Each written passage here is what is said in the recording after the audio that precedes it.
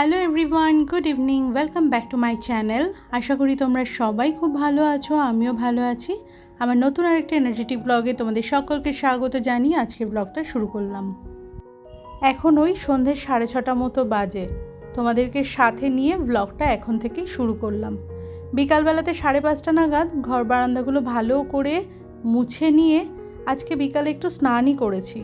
করে নিয়ে জামা কাপড় টাপড় ছেড়ে ফ্রেশ হয়ে সন্ধ্যেটা লাগিয়ে রান্নাঘরে চলে এসেছি। আজকে সকালবেলাতে বাবুর কাজেরও তাড়া ছিল, আর যা প্রচণ্ড কড়া রোদ, সকালে আর বাজারটা করা হয়নি। বাজারটা না করলে অসুবিধাই হতো, তেমন কিছু সবজি ফ্রিজে ছিল না। আমি এই সন্ধে টন্ধে যখন লাগাচ্ছিলাম, বাবু এসেই সবজিটা বাজার করে দিয়ে গেল। এনেছে চাল কুমড়ো, পেঁপে, উচ্ছে, কাঁচা লঙ্কা, রসুন, বরবটি, ভেন্ডি, পটল, সজনে ডাঁটা নিয়ে এসেছে সে বিশাল লম্বা লম্বা, আর এনেছে 5 কেজি আলু। বিকালবেলাতে যদি এই সমস্ত কাজগুলো ঘরের গুছিয়ে রেখে দিই, তাহলে সকালবেলাতে একটুখানি চাপটা কম থাকে। তা না হলে এই সবজি বাজারের ব্যাগটা ধরে রেখে দেবো, সকালবেলাতে ঘুম থেকে উঠে রুটিন লাইফে যা যা কাজকর্ম আছে সেগুলো তো করতেই হবে, তারপরে এই আর একটা কাজ এক্সট্রা জমে থাকতো। তার সাথেও মাথার মধ্যে এটাও ঘুরতে থাকতো, প্লাস্টিকের প্যাকেটে করে সবজিগুলো রাখা রয়েছে, এই গরমে খারাপ না হয়ে যায়। সেই সমস্ত কিছু ভেবেই রাত্রের কাজটা রাত্রেই মিটিয়ে নিলাম। আলুগুলো তো ধুয়ে কাউন্টার টপের ওপর শুকিয়ে দেব, আর আমি এই সবজিগুলোকে ধুয়ে এখন ওই জল ঝরাতে দিয়ে দেবো। জলটা ঝরে গেলে তারপরে আমি যেরকমভাবে ওই ব্যাগে ব্যাগে করে রাখি ওরকমভাবে রেখে দেবো। ব্যাগ বলতে কি, আমি কটনের ওই বালিশের কভারগুলো সবজি রাখার জন্য ব্যবহার করি, ভীষণ কাজের। তোমরা একবার ট্রাই করে দেখতে পারো। পুরনো বালিশের একদম পিওর কটনের কভার তো আমাদের ঘরে এক্সট্রা অনেকেরই থাকে, তো সেই কভারগুলোকে এক একটার মধ্যে এক এক রকমের সবজি রাখার কাজে যদি আমরা ব্যবহার করতে পারি, কভারগুলোও রিইউজ হয়ে যায়, আর সবজিগুলোও একটা কটনের মধ্যে সুন্দরভাবে মোড়া থাকে। বালিশের কভার যেহেতু একটুখানি লম্বা হয়, সেই জন্য ভালো করে মুড়ে রাখলে পরে সবজি পড়ে যাওয়ারও কোনো চান্স থাকে না। তাই জন্য আমি ওই পুরনো বালিশের কভারগুলো সবজি রাখার কাজে ব্যবহার করি। কাঁচা লঙ্কাটা তো ধুয়ে রোদে জল ঝরিয়ে তারপরে কিন্তু আমি ওই ডাঁটিগুলো ছাড়িয়ে ফ্রিজে এয়ারটাইট কন্টেনারে করে রেখে দিই। এখন আর তো জল ওরকমভাবে কাঁচা লঙ্কা ঝরানো যাবে না, তাই জন্য ওটা বাটি ধরে রেখে দিলাম। আগামীকাল সকালবেলাতে এই কাজটা করব। এখনও কিন্তু আমি একটুও চাও খাইনি। বিকালবেলার দিকে আমি ওই গ্রিন টি বানিয়ে খাই, তাই ওই নিজের জন্য 1 কাপ গ্রিন টি বানিয়ে নিলাম। আজকে দুপুরবেলাতে তেমন কিছু রান্না করিনি, ভাত বানিয়েছিলাম আর চিকেন কষা করেছিলাম। সেদিনকে ওই যে পাকা লঙ্কাগুলো বাবু এনেছিল, ওইটা আজকেই প্রথম রান্নাতে ব্যবহার করেছি। বুঝতে পারিনি লঙ্কাগুলো মারাত্মক ঝাল ছিল, আর চিকেনের মধ্যে একটু ঝালটা বেশি হয়ে যাওয়াতে বাবুর দুপুরবেলাতে খেতে ভীষণ কষ্ট হয়েছে। আমি আর মাম্মাম ঝাল খেতে পারি, বাবু একদমই যেন ঝালটা আর খেতে পারে না। সেই জন্য ওর জন্য এখন একটুখানি পটল কুচি করে ভেজে দেবো। অল্প একটুখানি পটলই ভাজবো, মাম্মামের জন্য আর বাবুর জন্য। মাম্মামও পটল কুচি ভাজা খেতে বেশ ভালোবাসে। যাই হোক, সবজি টবজিগুলো সমস্তটা ধুয়ে নিয়ে ওই কাউন্টার টপের ওপর জল ঝরাতে দিয়ে দিয়েছি।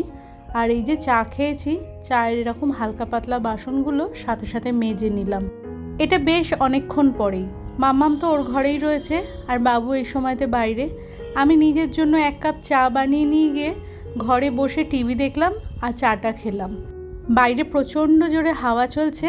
আমি ঘরের দুদিককার বড় বড় জানলাগুলো খুলে দিয়েছি, আর ছাদের স্লাইডিংগুলো সমস্তটা সরিয়ে দিয়েছি, আর ঘরের লাইটটাকে নিভিয়ে দেওয়াতে চারিদিক দিয়ে এত সুন্দর হাওয়া খেলছিল। ঘরে বসে যে সময়টাতে চাটা খেলাম, সময়টা বেশ ভালোই লাগলো। আর লাইট টাইটগুলো নিভিয়ে দিলে দেখবে গরম ভাবটাও কিন্তু অনেকটা কম লাগে। যাই হোক, 8:30 পৌনে 9টার মধ্যে তো আমরা রাত্রে ডিনারটা করে ফেলি, তাই এখন ওই চলে এসেছি রাত্রের খাবারের জোগাড় করতে। আটাটা মেখে নিলাম, আর এই কিছুটা পটল কুচি করে ভেজে নিচ্ছি। গ্যাসটাকে সিম করে রেখে দিয়ে পটলটা ওই কালো জিরে কাঁচা লঙ্কা ফোড়ন দিয়ে একটুখানি ভাজা মতো করব। রুটি করব, আর ওবেলার চিকেনটা তো আছেই।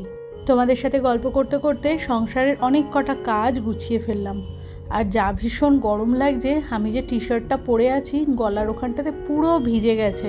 মনে হচ্ছে কতক্ষণে রান্নাঘরের কাজটা শেষ করব, তারপরে গা হাত পাটা ধুয়ে জামা কাপড় টাপড় ছেড়ে একটুখানি ফ্রেশ হয়ে নেব। আমরা গৃহিণীরা কিন্তু খুব একটা বেশি কিছু চাই না, সারাদিন সংসারের কাজের মাঝে একটু আধটু গল্পগুজব করলে, একটুখানি হাসি মজা করলে পরে আমাদের মনটাও অনেকটা ভালো থাকে, তাতে কাজেও কিন্তু আমরা একটুখানি এনার্জি পাই। আটাটা যেটুকুনি মাখলাম ওই 6টা মতো রুটি করলাম, আর বাকি আটা মাখাটুকুনি রেখে দিলাম ফ্রিজে। আর এখন এই 8:30 মতো বাজে, খাবারটা রাত্রে সার্ভ করে নিচ্ছি। 2টো রুটি আর পটল কুচি ভাজা আর চিকেন কষা।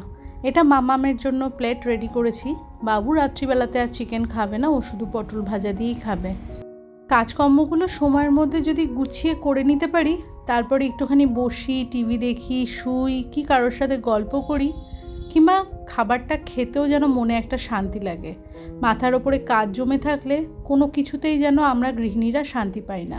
একটা গোছানো পরিপাটি কাজ কিন্তু আমাদের মনটাকে অনেকটা শান্তি দেয়, সেটা ঘরের কাজ হোক কিংবা রান্নাঘরের কিংবা বাইরেরই কাজ হোক না কেন।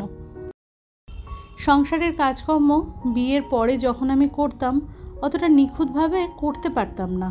বিয়ের আগে টুকটাক শখ করে রান্না করেছি, তাই জন্য রান্নাটা করতে ঠিকঠাক পারতাম, কিন্তু ওই বিছানাপত্র গোছানো, ঘরবাড়িকে ঠিকঠাক মতো গুছিয়ে রাখা, এই সমস্ত জিনিসগুলো টাইম টু টাইম আমি একদমই করতে পারতাম না। অনেকবার ফেল করেছি, কিন্তু চেষ্টা আর কোনোদিনও ছাড়িনি। তাই জন্য এখন যত দিন যাচ্ছে সংসারের প্রতি ভালোবাসা, ধৈর্যের সাথে একটু পরিশ্রম দিয়েই আমি সুন্দরভাবে আমার নিজের সংসারটাকে সাজিয়ে গুছিয়ে পরিপাটিভাবে রাখতে পারি।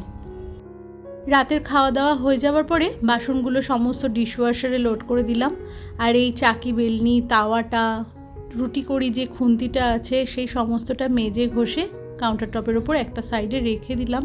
তার আগে ওই সলিউশনটা স্প্রে করে কাউন্টার টপটা তো পরিষ্কার করেই নিয়েছি, গ্যাসের ওভেনও পরিষ্কার হয়ে গেছে। এবারে সিঙ্কটা মেজে ঘষে পরিষ্কার করে নিলাম।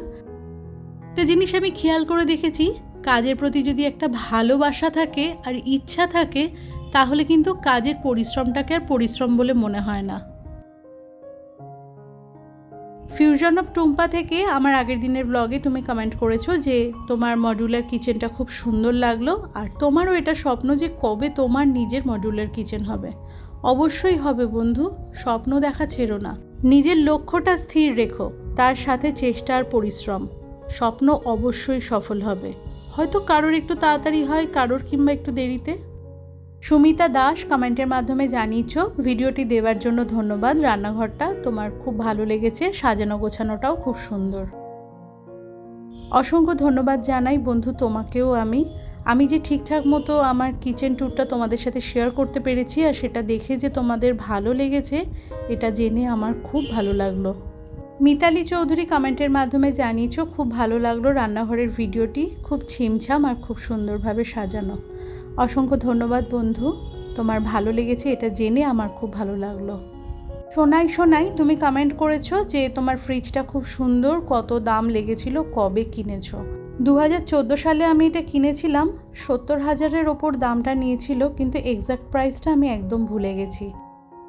এছাড়া রনি জি, শম্পা বোরা, তোমাদের সকলের জন্য আমার তরফ থেকে অনেকটা ভালোবাসা রইল। রান্নাঘরটা সুন্দর করে পরিষ্কার করে নিয়ে আলুগুলো কাউন্টার টপের ওপরে পাতিয়ে দিলাম, আর মশলার পাত্রতে শুকনো লঙ্কা, তেজপাতাটা শেষ হয়ে গেছিল, সেটা এই রাত্রিবেলাতেই কেটে কুটে একেবারে গুছিয়ে মশলার পাত্রে ভরে রেখে দিলাম।